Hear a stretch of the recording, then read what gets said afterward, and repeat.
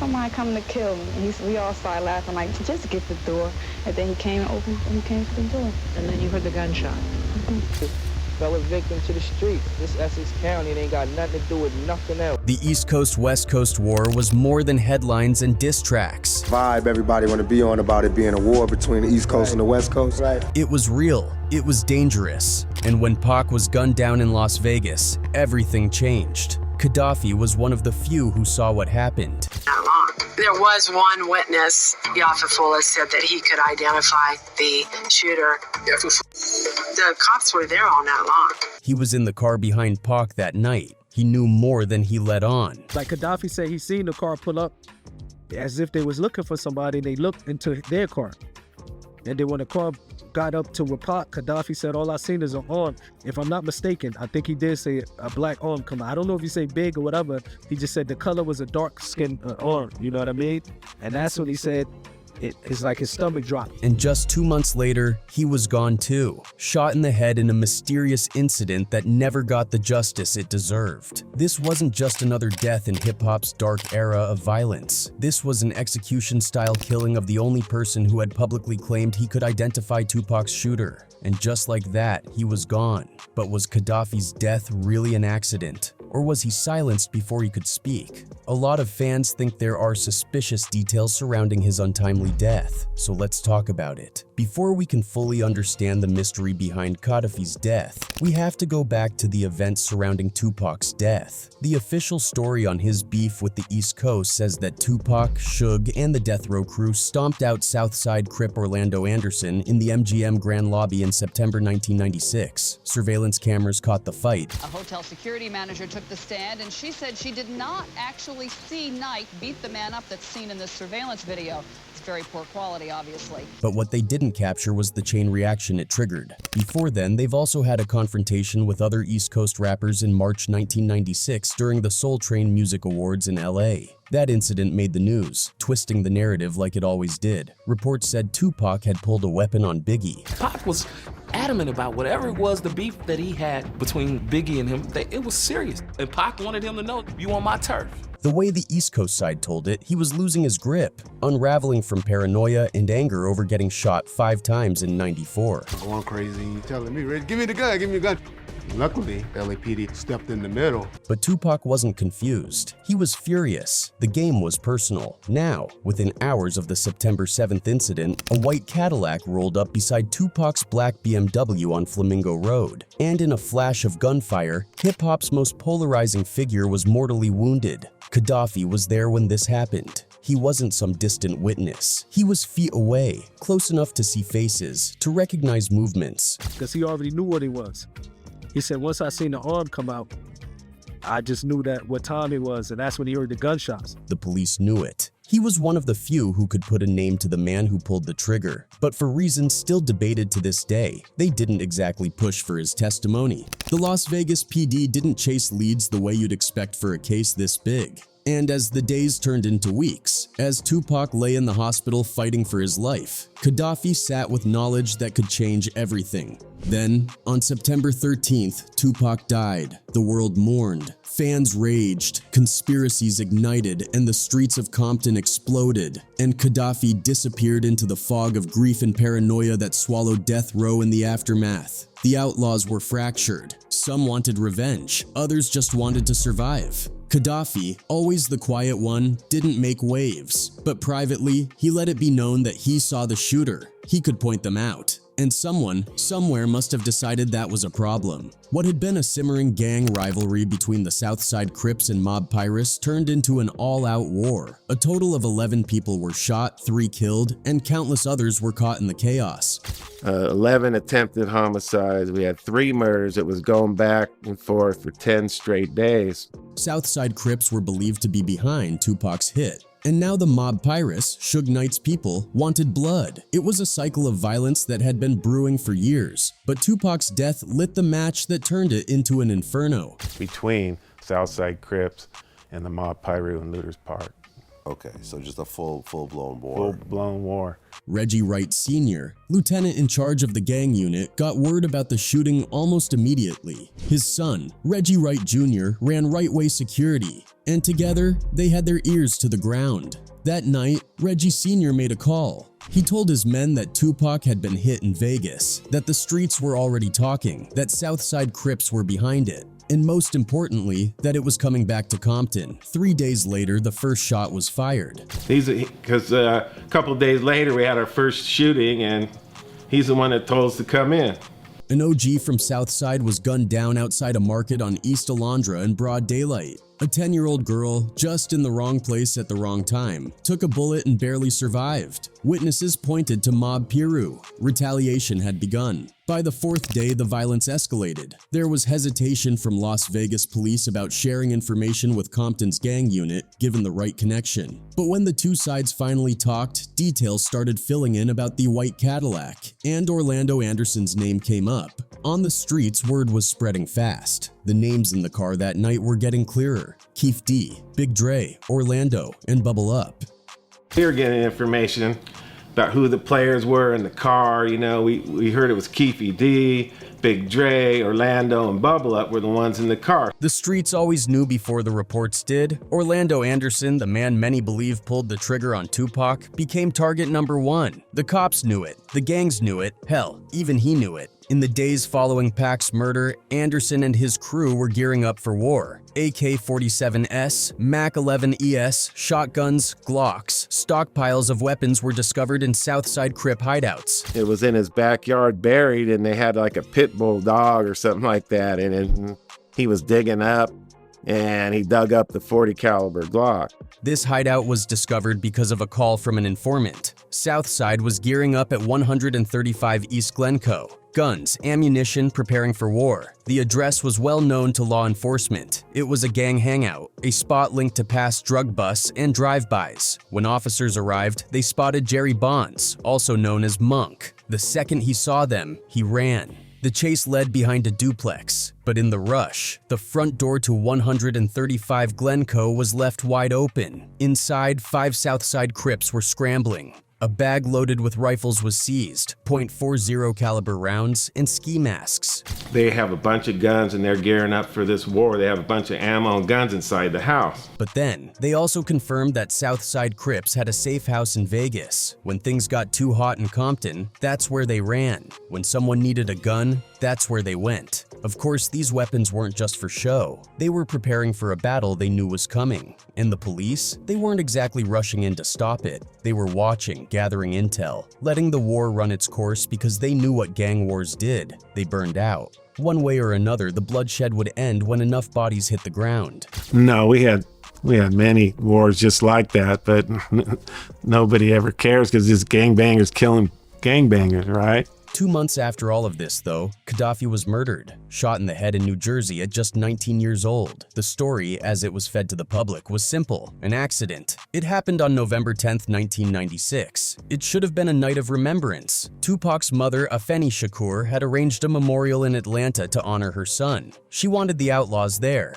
She begged them to come, knowing they were still deep in mourning. But Kadafi and his childhood friend Hussein Fatal didn't want to go. I just remember the conversation. Both of them was just like, they didn't want to come to Atlanta, you know. And Afeni was, you know, she wanted us to be there to rep for Pac on November 10th for his memorial. The pain was too fresh. The wounds hadn't healed. I remember talking to him, young Noble recalled. I was upset. I cussed him out. I told him, Pac loved you. The least you could do is show up for his mother. He said they missed their flight. I knew it wasn't an accident. They didn't want to go. It wasn't a good conversation. I kind of cursed him out. I was a little disappointed, you know. That night, as the Outlaws were preparing to perform in Atlanta, Gaddafi was back in New Jersey at his girlfriend's house. Just hours later, a phone call would shake everything. Gaddafi had been shot. He was lying in the hallway of his girlfriend's apartment building, a bullet in his face. Blood pooled around him. The shooter was Roddy Beale, the cousin of Napoleon,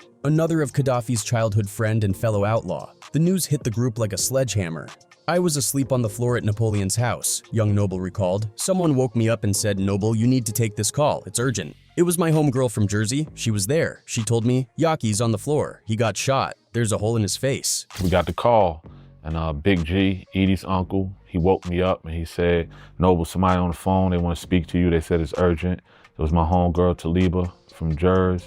And she said, Yaki's on the floor. It felt unreal. Just days ago, he had been cracking jokes, making plans. Now he was gone. Roddy Beal turned himself in almost immediately. The official explanation? It was an accident, a game gone wrong. They were playing around with a gun and it discharged. A tragic, senseless mistake. But not everyone believed that. Yasmin Fula, Gaddafi's mother, outright rejected the accident theory. She believed Roddy shot her son on purpose. Why? She claimed there was jealousy, resentment, maybe even something deeper. Yasmin really believes that Napoleon sided with his cousin over his friend, Gaddafi, for the homicide of her son. Even Tupac's stepbrother, Moprem Shakur, later said he found Gaddafi's death suspicious. He was our brother, man, and the way it happened, the timing of it didn't sit right with me. But by then, it was too late.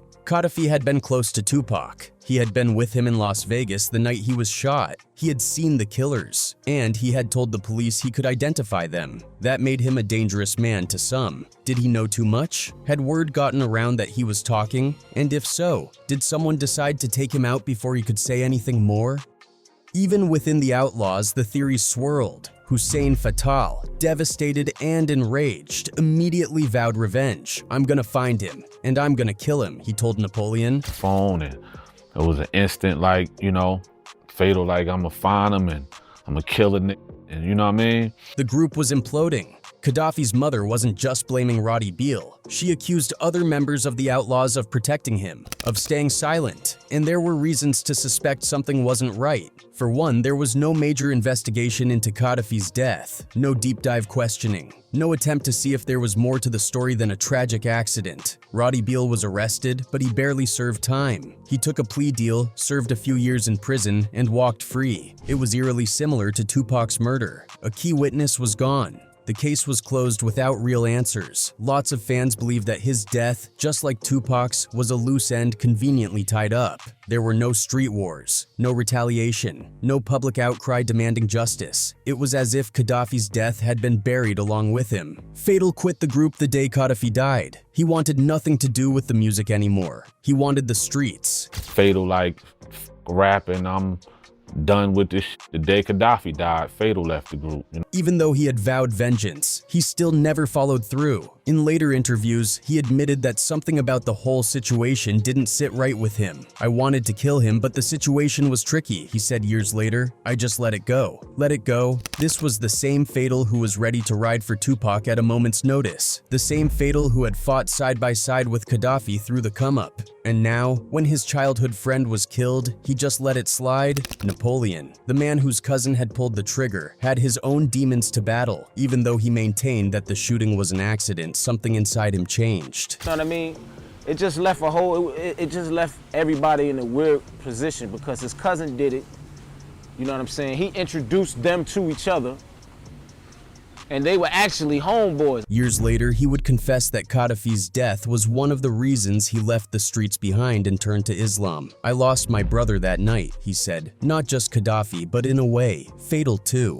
The group was never the same. Found some kind of peace, you know what I'm saying, with himself to where he was a lot more calmer. And just like that, the Outlaws, Tupac's chosen disciples, began to fall apart. Gaddafi's name lives on through the Outlaws' music. His voice echoes in old verses, his energy preserved in the tracks he left behind. But the reality is, he never got the chance to show the world who he truly was. He was more than just Tupac's young protege. More than just an outlaw. He was a kid from Montclair, New Jersey, who grew up in the struggle. A kid whose mother was part of the Black Panther movement. A kid who had dreams beyond the violence that surrounded him. Before Yafiu Fula became Yaki Kadafi. Before he was an outlaw. Before his name was spoken in hushed tones alongside Tupac's in the echoes of hip-hop history, he was a child of revolution. Not just metaphorically, but by blood, by birth, by legacy. His very existence was a byproduct of a war against oppression, a battle waged in the streets, in the courts, in the very soul of America. His father, Sekou Odinga, was a soldier, a revolutionary strategist, a high-ranking member of the Black Panther Party. The Bronx knew his name. The FBI had it underlined. He fought for survival, for black liberation, for self-determination. Yafiu's mother, Yasmin Fula, carried the same fire. She was born into a family that believed in justice as more than an ideal. It was their duty and their lifeblood. In 1981, when Yafiu was just 4 years old, that battle reached its inevitable cost. His father was arrested, his mother too. She refused to testify against her fellow activists, an act of defiance that earned her 18 months behind bars. The government called it justice. Yafiu called it abandonment,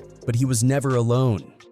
In the absence of his parents, a different kind of family took him in, the one that would shape his destiny in ways no one could have predicted. The Shakers. Tupac Shakur, 6 years his senior, became more than just a friend. He was his protector, his mentor, his guiding force. Their mothers, Afeni Shakur and Yasmin Fula, had fought side by side in the movement. Now their sons would fight side by side in hip-hop. Very similar parents. Their parents were a part of a movement that changed the world. And their parents also made some decisions that affected them and affected them in a way where they were forced to grow up a certain kind of way. Yafiu wasn't like the other kids in Montclair, New Jersey. He carried himself differently. The teachers labeled him a troublemaker and a disruption. He was a boy who refused to bow, who saw injustice in the school system just like his parents saw it in the streets. Even as a child, he had a sharp sense of right and wrong. If a kid was bullied, Yafiu was the one who stepped up. He was fearless, unshaken. Some saw that as defiance. Others saw it for what it truly was, leadership. His loyalty to Pac was deeper than music. It was the kind of loyalty forged in shared pain, in understanding what it meant to be born into a world that already had its mind made up about you. When Pac started making real noise in the early 90s, he wasn't about to leave his brothers behind. He carved out spaces for them. First with Thug Life, a group that embodied the street code they lived by. But Thug Life had its limits. It was raw, unfiltered, but not sustainable. It dissolved, leaving room for something bigger. That's when Gaddafi and his mother stepped in, laying the foundation for a new group, one that would outlive Pac himself. The Outlaws weren't just a rap collective. They were a statement. Pac assigned identities to the members, names that carried weight, names that represented defiance against the West. Gaddafi became YAKI Kadafi, Napoleon. Another key member got his name because of his small stature and oversized attitude. He had the Napoleon complex. He was short, you know what I mean? He was little. So it was only right that his name was Napoleon. Gaddafi's mother played a crucial role in weaving the group together. She was the one who reconnected Napoleon with Gaddafi, bringing childhood friendships full circle. Napoleon had lost touch with his old friend, but when he met Gaddafi's mother and told her he was serious about rapping, she put him on a path straight to Pac. It was her who took him to New York, reuniting him with Gaddafi and ultimately with the force that was Tupac Shakur. By the time Pac was locked up in Clinton Correctional Facility, he had already set his sights on expanding the Outlaws. Even from a prison cell, he was recruiting, and Gaddafi was his eyes and ears. Gaddafi introduced Hussein Fatal, another New Jersey native, to Pac, bringing him up to the prison to spit a few VO-verses. That was all Pac needed to hear. Fatal was in. When Pac got out, Death Row backed him, and the Outlaws moved as a unit. They weren't just in the studio with him, they were everywhere. They were on All Eyes on Me, flooding tracks like When We Ride and All About You. They were in the Hit 'Em Up video, standing behind Pac as he delivered one of the most ruthless diss tracks in history. Gaddafi took the fourth verse, his words not as venomous as Pac's, but his presence alone was a statement. From any W jurors with plenty murders occurs. No points of comment, we bring the drama to all you heard. But that was all before the event in Las Vegas on September 7th, 1996. This was the night that everything changed, that bullets silenced Tupac Shakur. This wasn't just another tragic case of gang violence, it was an execution in real time, a message sent in gunfire. For decades, the mystery of Tupac's murder loomed large over hip-hop. Speculation ran wild. Theories stacked on theories. And then, in 2023, the case cracked open. Dwayne Keefe D. Davis, former Compton Crip, self-proclaimed shot caller, was arrested. Dwayne Keefe D. Davis has been indicted for murder, according to the Associated Press. Davis shared in a memoir entitled Compton Street Legend that he was in the Cadillac where the gunfire came from. His confession had been hiding in plain sight for years. In his 2019 memoir, Compton Street Legend, he all but admitted to orchestrating the hit on Tupac. The Cadillac was his crew. He passed the gun to his nephew, Orlando Anderson, the same man Tupac had beaten down just hours before the shooting. And so, nearly 30 years later, justice inched closer. But it doesn't bring back the dead. Tupac is gone. Gaddafi is gone. And the unanswered question remains, was his death just an unfortunate coincidence, or was it another piece of the cover-up? A silencing of the one man who could have shattered the mystery years ago? In the end, all we're left with is another story cut short, another name added to the list of those we lost too soon, another mystery that may never be solved.